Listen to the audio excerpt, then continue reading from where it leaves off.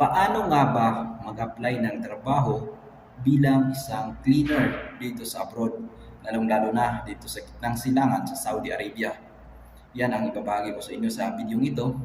By the way, ako si Ralph Kevin or Ralph Kevin Stories at isa akong cleaner dito sa Saudi Arabia. Ang in-apply ko sa Pinas is cleaner, and then nung dumating ako dito, naging cleaner ako ng ilang buwan at nag-transfer ako sa other na position pero same employer pa rin, which is sa pagiging T-boy.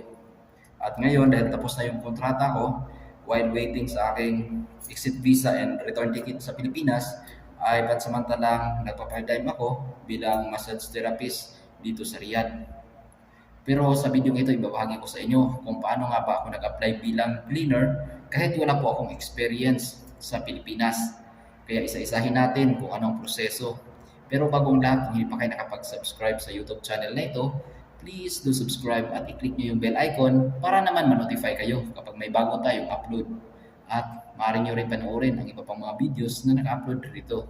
Una is naghanap ako ng mga agency. Since nasa Gensan ako sa Mindanao, nahirapan talaga akong maghanap ng mga agency kasi kadalasan or karamihan ng mga agency for skilled worker is ang location is nasa Maynila. Kaya ang ginawa ko is naghanap ako through online. Sa Facebook, maraming mga nagpo-post dyan. Magjo-join kayo sa mga group ng job hiring abroad or abroad job hiring, or isa-search niyo kung anong position gusto niyo applyan. Halimbawa, hiring for cleaners in Saudi Arabia, hiring for cleaners in abroad. So, i-search niyo yan sa search bar para makita niyo yung mga nagpo-post. So kapag may nakita kayo nagpo-post doon tungkol sa job hiring, pwede kayong mag-inquire sa kanila kung saan nyo ipapasa or isi-send ang inyong CV or resume para doon nyo isi-send. Mostly kapag online, kung hindi sa messenger or sa email, pinapasend yung application or yung CV ninyo. At kapag natanggap kayo or kapag na-receive na nila yung inyong application, siguro mga weeks or months para tatawagan kayo or kukontakin kayo through SMS or tatawagan kayo sa number na nilagay nyo, or either mag-i-email sila sa inyo for initial interview. And then kapag nakapasa kayo sa initial interview is bibigyan kayo ng schedule for final interview. Mostly kapag initial interview, ang mag-i-interview sa inyo yan is yung agency. Sa final interview, kung hindi agency, ang mag-interview sa inyo ay yung mismong employer ninyo dito sa abroad.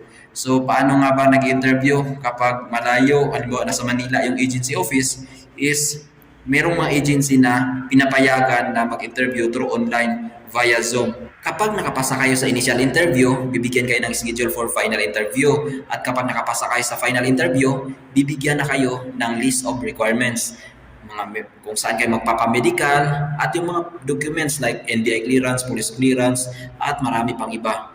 At kapag nakapag-medical na kayo at nag-fit to work, mag-i-email yung mismong agency kung anong result. Kasi yung kung saan kayo nagpa-medical, hindi nyo agad marireceive kung anong result sa mismong medical clinic. Sila mismo ang mag-i-email ng result doon sa agency ninyo. At yung agency ninyo, sila naman yung mag-inform sa inyo kung fit to work kayo.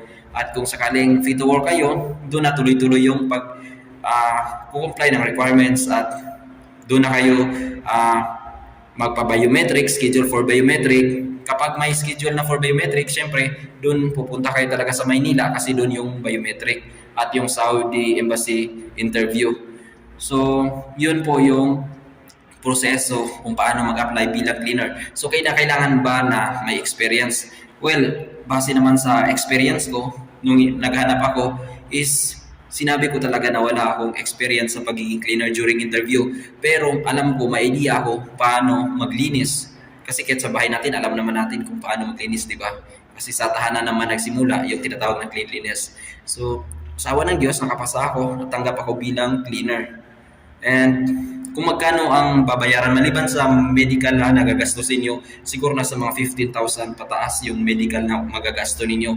And then doon naman sa placement fee na babayaran ninyo, may mga agency na nagpapakaltas na lang sa sweldo, doon na lang binabawasan yung placement fee, pero karamihan talaga is kailangan talaga buo or advance na ibabayad niyo talaga yung placement fee bago kayo lilipat papunta dito sa abroad. So magkano pa yung placement fee? Ang placement fee is equivalent yan sa salary offer. Halimbawa, ang salary offer is 1,500 plus 300 food allowance.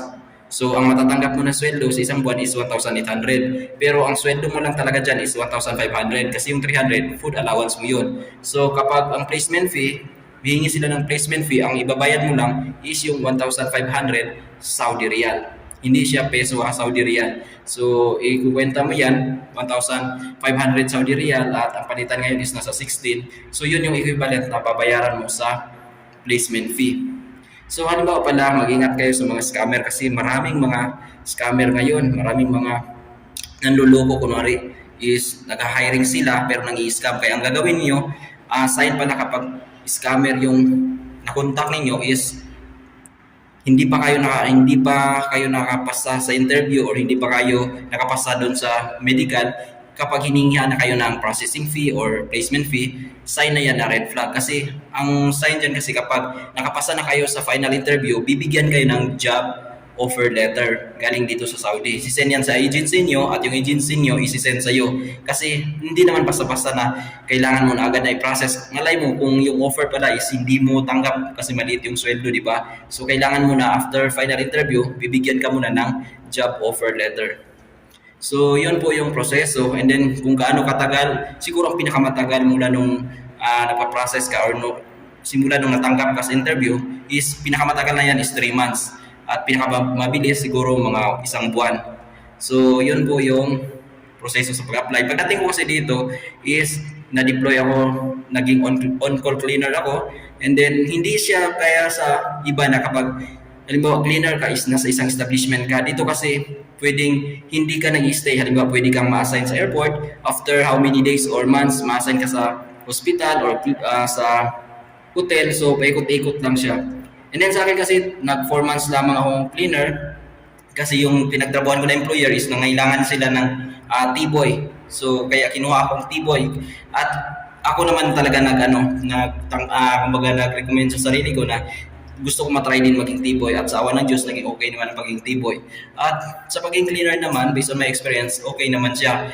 By the way, dito pala libre accommodation at transportation at syempre yung 300 na para sa pagkain nyo sa isang buwan.